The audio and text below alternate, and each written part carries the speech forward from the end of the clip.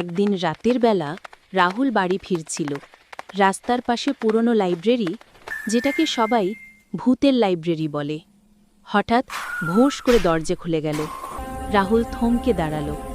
ভিতর থেকে নরম গলার একটা আওয়াজ, ভয় পেও না, আমি ভূত নই, আমি বইয়ের রক্ষক। রাহুল সাহস করে ভেতরে ঢুকল। একটি ছোট সাদা গোলগাল ভূত সামনে ভেসে আছে, মুখে হাসি।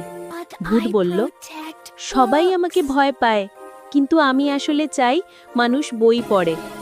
রাহুল হেসে বলল, তাহলে চলো, আজ থেকে আমরা বন্ধু, মানুষকে বই পড়াতে সাহায্য করব।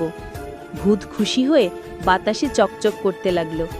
সেদিন থেকে রাত হলেই রাস্তার কোণে দেখা যায় রাহুল আর সেই ছোট ভূত বই বিলাচ্ছে, হাসছে, গল্প করছে।